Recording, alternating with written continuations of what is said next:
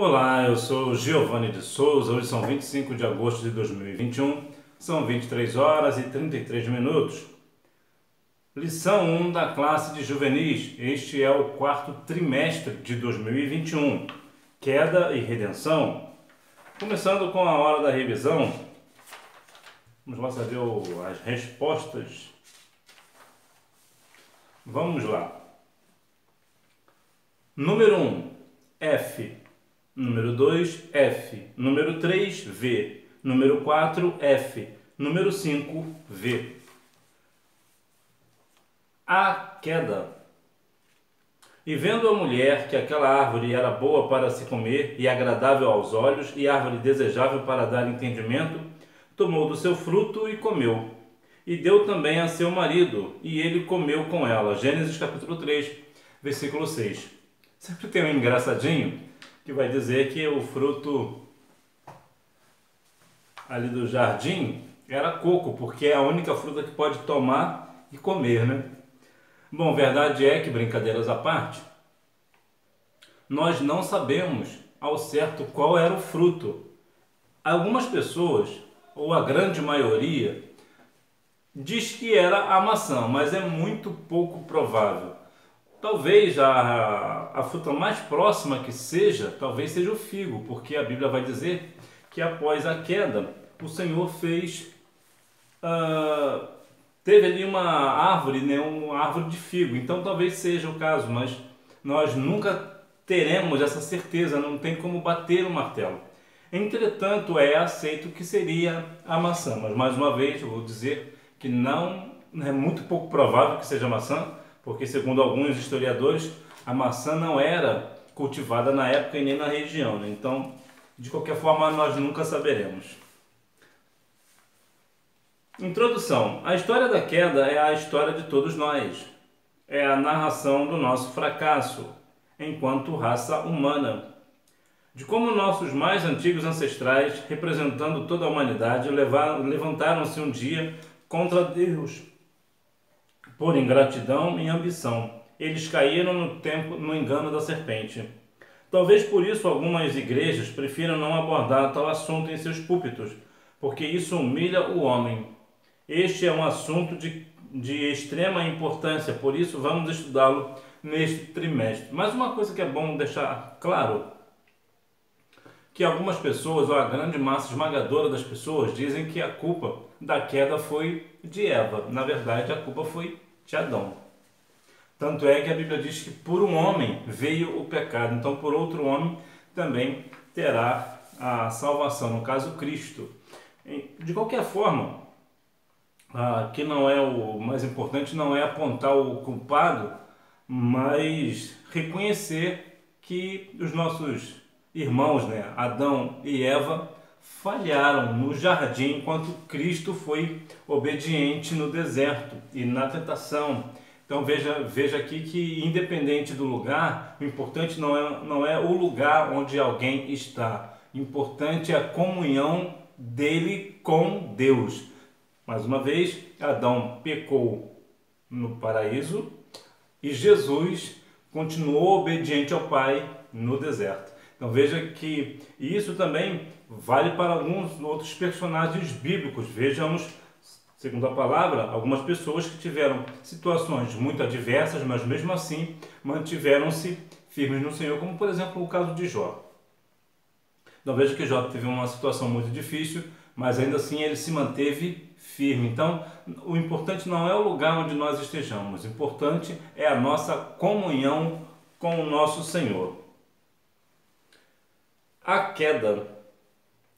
Deus criou o homem e a mulher e colocou-os no jardim do Éden, pois ele havia estabelecido um maravilhoso projeto para a raça humana, em que não havia angústia, sofrimento ou morte. Entretanto, nossos mais antigos ancestrais precisavam provar que amavam a Deus suficientemente. E por isso o Senhor plantou uma árvore proibida no paraíso, mas advertiu que eles não poderiam comer daquele fruto. Nota que Deus não disse o porquê não comer. Deus deu apenas uma ordem direta: não comerás deste fruto. É interessante que nós vemos compreender uma situação. Você já observou que sempre quando algo é proibido, nós somos atraídos por aquilo que é proibido? Tudo aquilo que se diz que não pode fazer, nós temos aquela tendência de fazer? Por que será? Já notou, por exemplo, que dos 10 mandamentos, 6 são de negação? Não matarás, não adulterarás, não furtarás. Então, tudo aquilo que é proibido costuma ser atrativo. Então, você precisa ter cuidado com isso. Cuidado com o seu desejo. O seu desejo pode levar você para um lugar que pode te trazer muitas consequências ruins. Então, cuidado. Se o seu pai ou a sua mãe diz para você não fazer uma determinada situação, não tocar em uma determinada situação, independente se aquilo é agradável aos olhos, não toque. Obedeça o seu pai e a sua mãe. Ou aqui nesse caso, se Deus te disser diretamente para não fazer, não faça. Ainda que talvez você esteja, numa situação, talvez até de paquera, né, se for o caso, né? Claro, com a permissão dos seus pais. De repente você está querendo namorar com alguém, mas o Senhor disse, talvez seu pai ou sua mãe disse que não. Então, não insista, não invente, não faça, não vai. Por quê? Mais uma vez, porque tudo aquilo que é proibido, nós somos atraídos por aquilo que é proibido. Então, cuidado com as proibições. Se seu pai, sua mãe ou outra pessoa que você sabe que te ama, que quer o seu melhor, disse para você não fazer, não faça, porque senão grandes serão as consequências. Vemos, por exemplo, aqui o caso de Adão e Eva, que pecaram, desobedeceram uma ordem direta do Senhor. Deus disse para não tocar e eles caíram, tocaram, fizeram o que não deveriam ter feito. E hoje nós pagamos as consequências até hoje, então cuidado. Definição. A queda marcou a ocasião do rompimento entre o homem e o seu Criador. O pecado, A queda marcou a ocasião do rompimento entre o homem e seu Criador. O pecado desembarcou de vez no mundo e por ele toda a humanidade ficou comprometida. Veja que o pecado, ele entrou no mundo, então todos foi corrompido. Nós, como somos da raça humana, nós somos pecadores e nós já nascemos pecadores, né? Na verdade, a gente já nasce com a natureza pecaminosa, a nossa natureza já está em nós. Então veja que nós precisamos a cada dia mais lutar contra os desejos da carne, precisamos cada dia mais ser obedientes ao nosso Senhor, porque o pecado acabou entrando e uma vez que ele entrou, agora ele não sairá mais. Agora ele só sai mediante o nome de Jesus, ele só sai agora mediante a nossa comunhão com o Senhor. Agora nós só conseguimos vencer o pecado pela nossa comunhão com Deus. Veja que certa vez Deus falou para Caim: o pecado jaz à porta, ou seja, o pecado está na porta. É fácil para pecar, né? O pecado, você pensa em pecar e já vem o prato pronto. Agora, o adversário, certamente ele vai te dar oportunidades para você pecar. Você peca se você quiser. Você não é obrigado a pecar. Você peca se você quiser. O adversário, ele certamente te tentará, mas você, e ser tentado não é pecado. Pecado é ceder à tentação. Portanto, não cede à tentação. Permaneça firme. A criatura contra o Criador.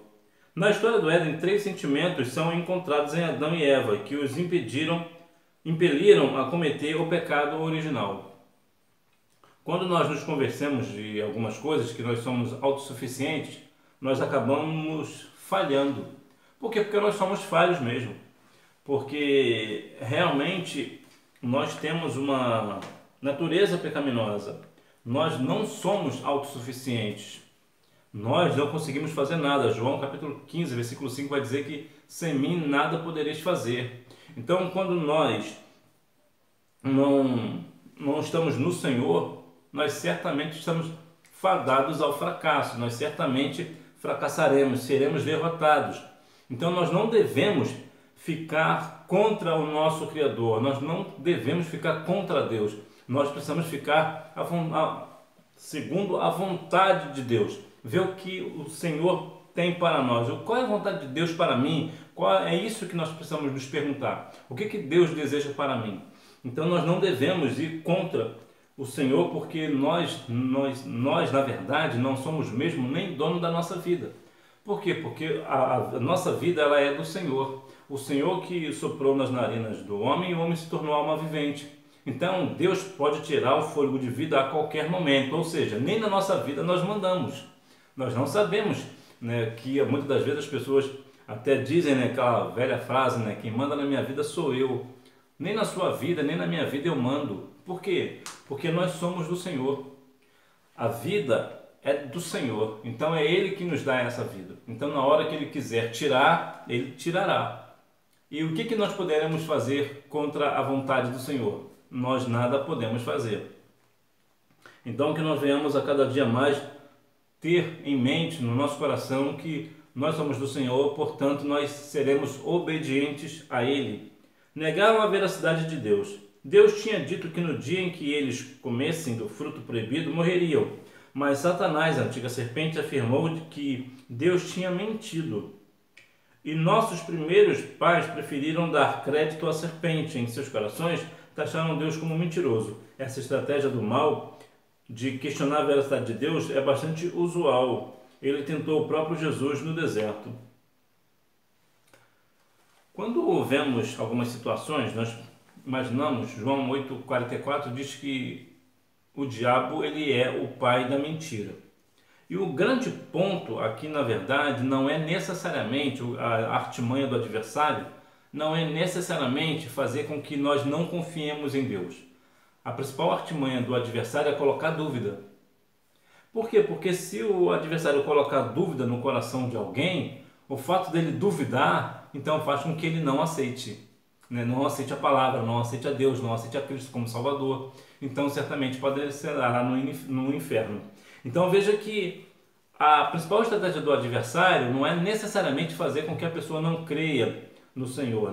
Se ele conseguir fazer com que a pessoa duvide, já está de bom tamanho. E aqui ele fez com que duvidasse do Senhor e achasse que Deus fosse mentiroso. Agora veja que Deus, ele é só verdade. Jesus disse em João 14,6, eu sou o caminho, a verdade e a vida. Então veja que o Senhor, ele é a verdade está no Senhor.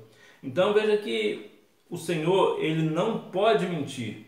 A Bíblia vai dizer em Números 19:23, que Deus não é o homem para que minta.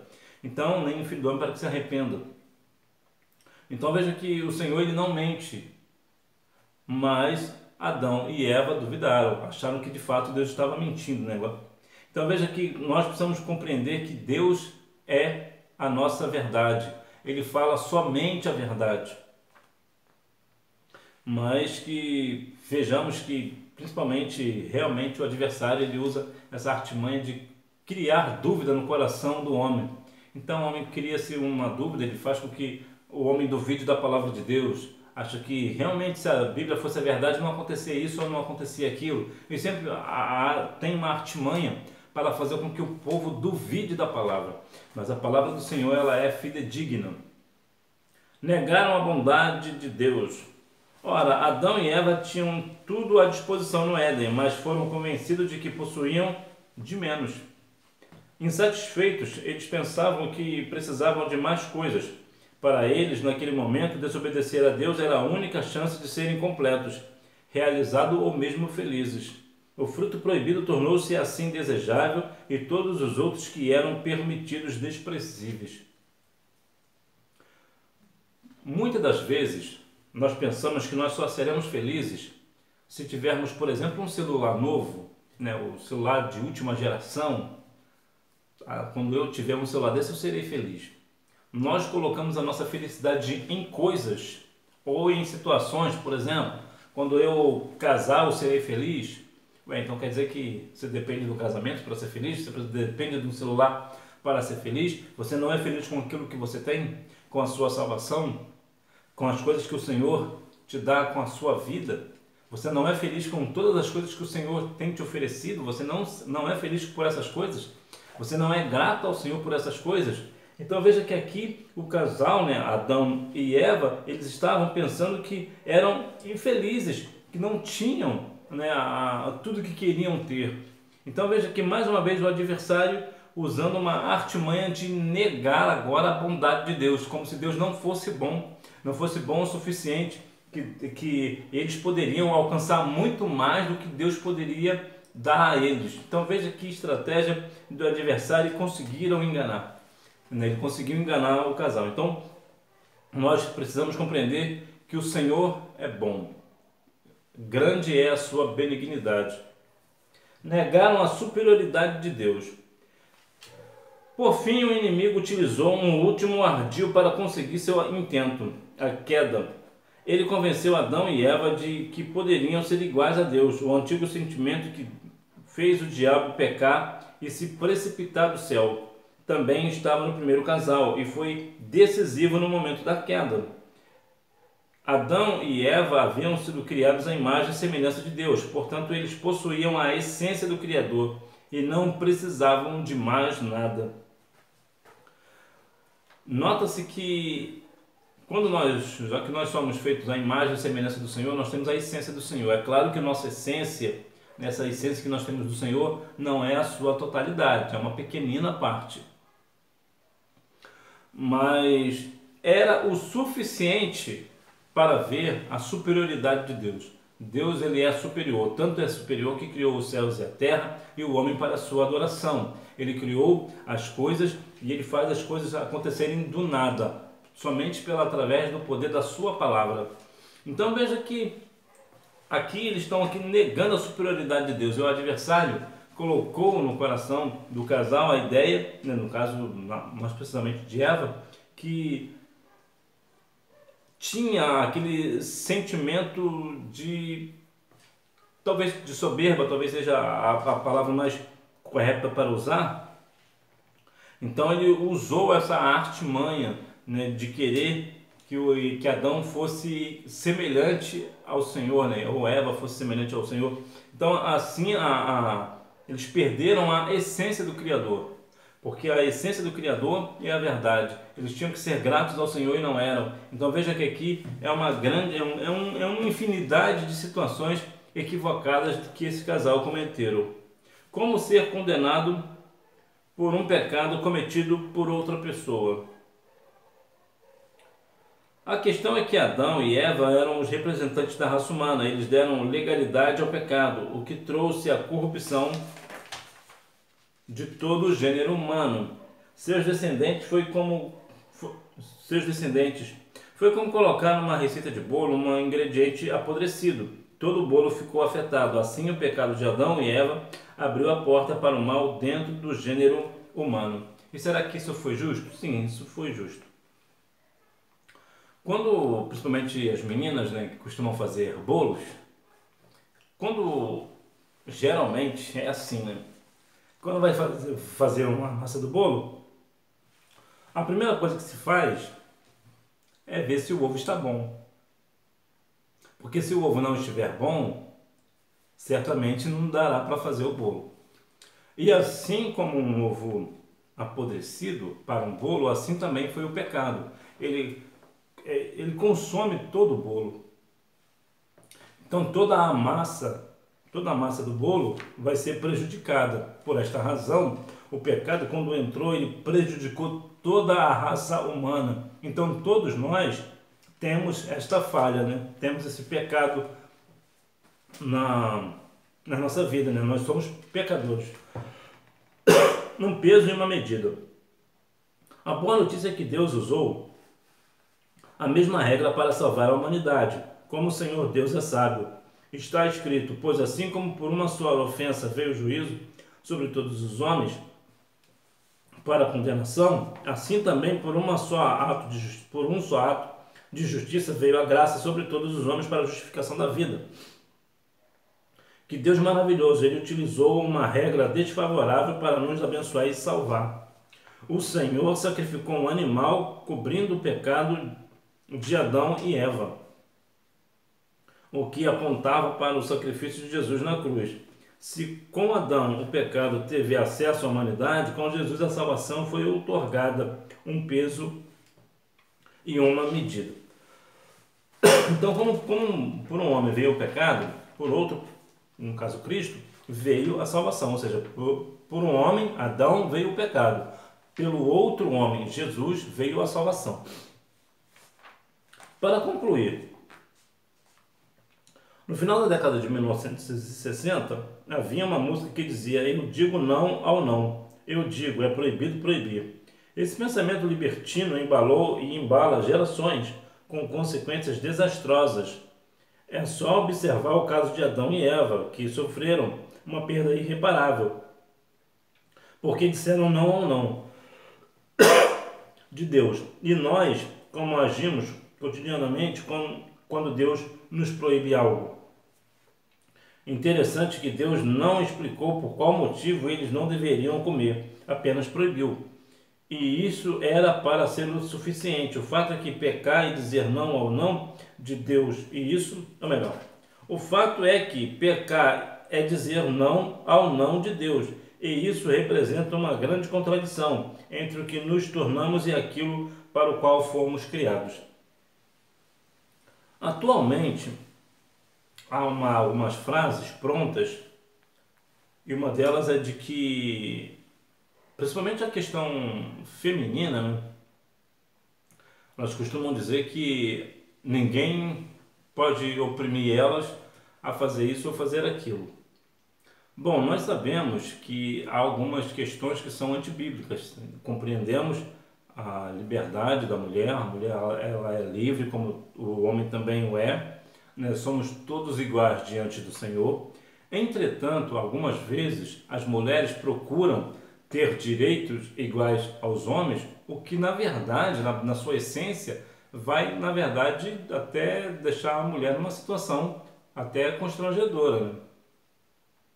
Então, deixa aqui falar aqui uma questão, por exemplo. Deixa aqui uma coisa aqui clara.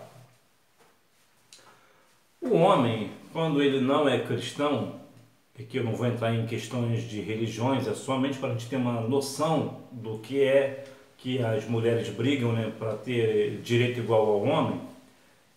Isso, claro, nesse caso aqui que eu vou dizer, não cabe ao cristão, né, à mulher cristã, nem ao homem cristão. Mas lá no mundo, o homem, ele anda, por exemplo, sem camisa. Ele é livre, ele anda por aí sem camisa. E a mulher quer ter o mesmo direito de andar sem camisa. Mostrar... Bom, você já entendeu, né?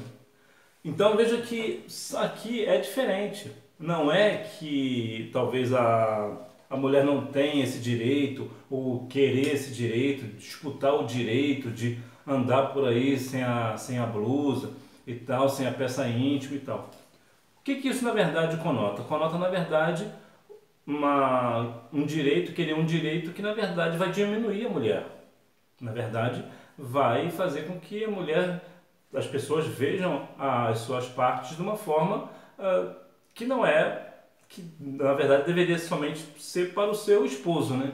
Então isso aqui é só um exemplo assim superficial da ideia que hoje as mulheres acham que é o seguinte: se o homem pode, eu também posso.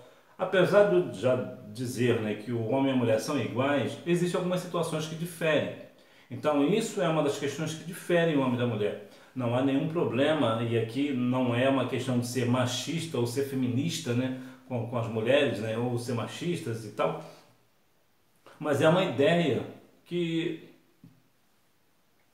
não é de fato assim muito coerente uma mulher querer andar com as suas partes. É uma situação constrangedora até de comentar, porque realmente é querer brigar por uma coisa muito desnecessária. É brigar muito por uma questão que não tem nenhum valor. Não vai agregar nada, na verdade só vai diminuir a mulher. A mulher ela pode e deve sim lutar pelos seus direitos, mas direitos que realmente, um direito que realmente vai enaltecer ela, né? Deixar a mulher enaltecida e não diminuída.